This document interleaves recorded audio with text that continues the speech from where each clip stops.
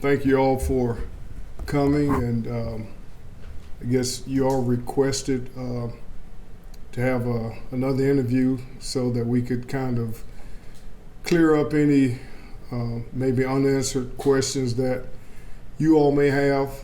Just please be mindful that this is still an ongoing investigation, and some things we may be allowed to release to the media, some things we can't. And so just to update what happened about 11:15 yesterday, we received several calls into the 911 center about an active shooter at the mall. Within 90 seconds of receiving the call, we had units on scene along with the Richmond County Marshal's Office. Deputies responded to the lower level of the mall just beneath the escalator where one of the subjects were found that was shot. They began CPR on the subject along with the Marshal's office who was there. I think the Marshal's officer who responded may have gotten there before our deputies did and started CPR, and we both just kind of worked together, both agencies administering CPR. The shooter was later apprehended on the mall premises by one of our lieutenants who was responding to the call and taken into custody. We apprehended a second subject who may have been involved in the incident as well. As you all know, most of social media or people who have social media outlets has seen the horrific incident as it unfolded at the mall. This is a tragic it's a tragedy for our community and for the parents to lose the life of a child. Recently, we've seen an uptick in gun violence, and the more recent homicides that we've had, which started in September.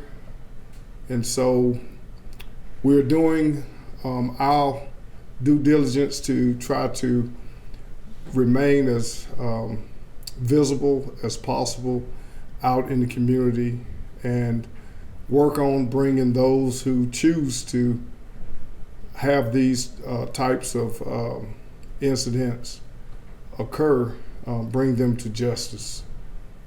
On last night, what we feared was that there would be some type of retaliation. At about 10:49 p.m. last night, there was shots fired into a residence at the 1300 block of Druid Park Avenue. We responded. We recovered 22 shell casings.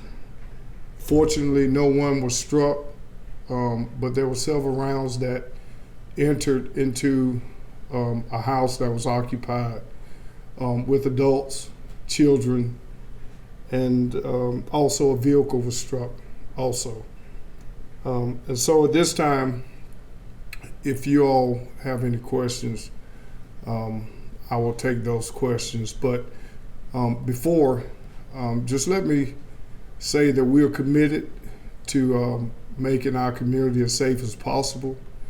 And those who wish to entertain such violence, gang activity, and things of that nature, we're going to pursue them, we're going to find them, and we're going to lock them up. So as far as them being given a second chance, this is their second chance. We can't continue to have violence like this and condone this type of activity within our community. Okay? Yes, sir. Sheriff, you talk about second chances, and obviously this is a tragic situation for everyone involved. but now we know that the victim was involved in the Harrisburg situation not too long ago. What are your thoughts on this situation when we know that the suspect was charged in a shooting and then gets bond and is now back out in our community and then does something like this at the Augusta Mall? Well, I feel like everyone needs to be held accountable for their part. The unfortunate part of that is we kind of dropped the ball here at the sheriff's office as it relates to our investigation and getting the case filed to the district attorney in a timely fashion. The teenager was taken into custody. There were reports or emails that were sent from the DA requesting us to complete the file and the case report, and we didn't do so in a time frame which was conducive to them keeping the juvenile in custody, and so they released the juvenile. What do you guys think you need to do better moving forward in cases like this to make sure that something like this doesn't happen in the future? Or what are you going to do specifically to help that? So I think we need to be better at doing our job. We need to take the process from start to finish and make sure we work the case and do everything that we're supposed to do in a timely fashion.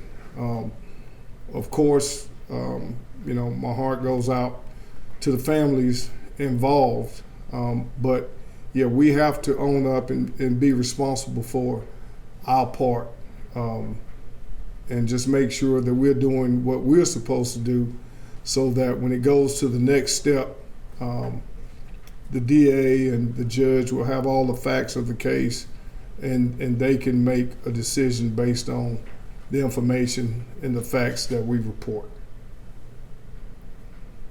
Were all the individuals involved in the incident, the fight yesterday, arrested? Or some of them still? To my recollection, we arrested all except for maybe one. We brought them in for questioning. There was some discussion about whether there was a fight before the actual incident, because I think the video only showed the shooting that occurred, but there was a fight prior to the incident which led to the shooting. And we've apprehended all with the exception, I believe, of one of those individuals. Do we know if there is a connection to the adults in the home to the victim who was shot? Do you know if there's any connection there? Or anyone else involved in it? To which home? You mean the home that was shot? Yeah, the home that was shot, yes. I believe so. I believe there is some connection. Have we been able to confirm that the incident at Druid Park Avenue last night was a retaliatory measure?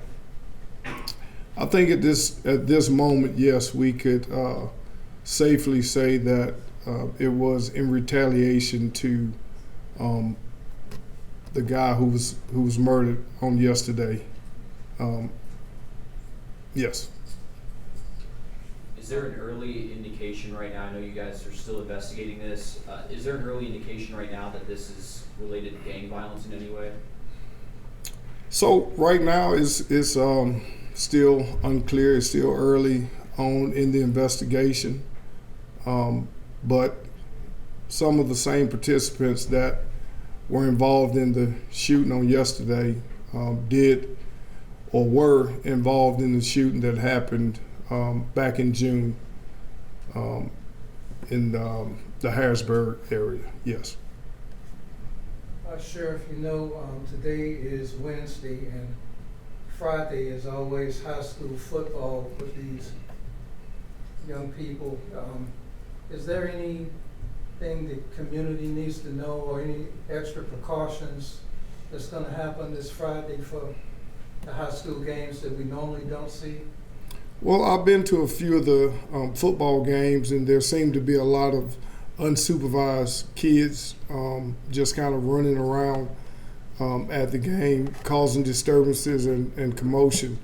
So I would like for the adults of the kids who are going to be at these games to, if you're going to allow your kids to attend the game, it would be responsible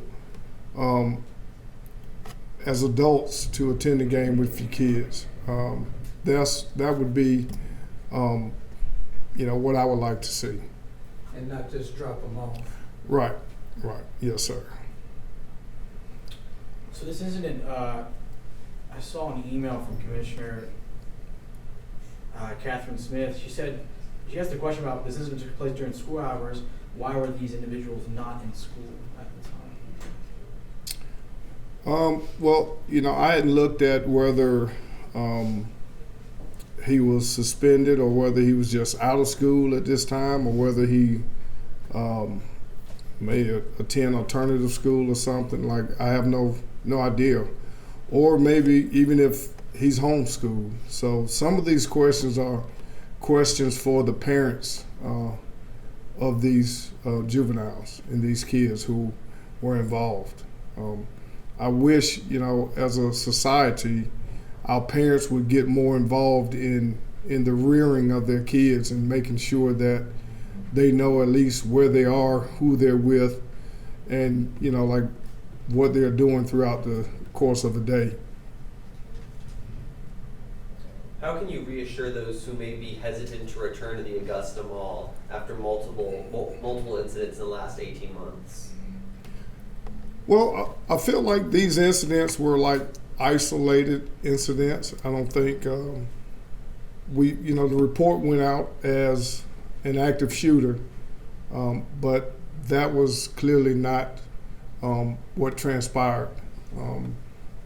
This shooting and the shooting before were both shootings where the victim was known by the person who shot them or shot at them. So a lot of this just happens to be, if I see you at the mall or if I see you at a ball game or even if I see you out in public somewhere, it just kind of happens. And there's no way that, you could safely have officers or security in every spot that, danger may occur. Would the sheriff's office in the future ever look at putting a substation inside the mall at any point, or is that a possibility? So, I met with some people on yesterday. We kind of talked about substations and satellite stations and why we've kind of gotten away from them. Back in the day, substations were used when officers could go, if they had some downtime, go do their reports, and that was a way to at least have the police on your property or on your premises and they could knock a report out. Now the officers have MDTs, which allow them to do the reports in the cars, and now they can more quickly respond to a call as opposed to if they're inside of the mall and a call goes out, then they have to run out of the mall, shut the computer down, download whatever they're trying to work on at that time, and then run to their vehicle. So MDTs have just kind of made it more efficient for us to be able to do what we do and to be able to respond in a more timely fashion. There are malls around the country that require parents or a guardian to be with a minor. Are there any plans to see how that could work potentially, or if that's something you could consider implementing in the future? Or because we've seen it potentially work in other places. Obviously, Augusta is different, so is it something we could look Well, into? the mall is private property and is privately owned, so that would have to come from the whoever owns the mall. That would be something that they would have to want to do and try to enforce. We're on board with whatever they think would help keep our community safe and the people who patronize their business safe. You mentioned parents looking after their kids, but is there anything you're looking towards the community as a whole to kind of lessen the impact of gun violence that we've seen recently? Well, now in today's society, we seem to glorify firearms and some of the things that we see happen. Even as I read earlier today with this incident in particular, the amount of times the video of the guy being shot was shared, like with no remorse for the family as to what happened. I feel like we need to really reevaluate ourselves, and we're basically living in a society that has little or no morality anymore. And so we're not teaching our kids how to respond to things instead of react to them. We're not giving them the necessary tools to have emotional intelligence so that when something happens, they can walk away or respond in a more practical manner. We're not teaching them to walk away, that it takes more of a man to walk away from an individual than to engage in conduct. Those are some of the things that we were taught growing up that this generation just isn't being taught. So we have to, I feel like, get back to raising our kids and being responsible parents. I got one more. You guys harped on the response, the 90-second response that deputies had to this shooting. Can you talk a little bit more about the training and how well prepared your deputies and SWAT team was to respond to this type of situation? Well, our officers receive annual training, and I know the Marshal's office as well receive annual training.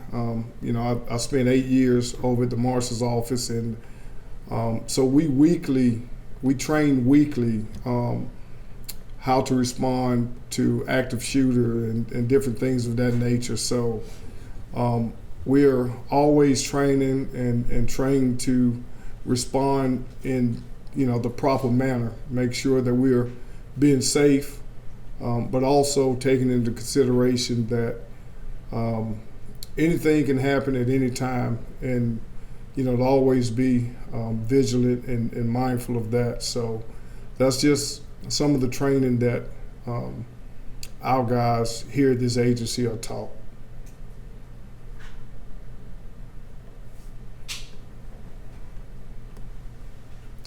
All right, thank you.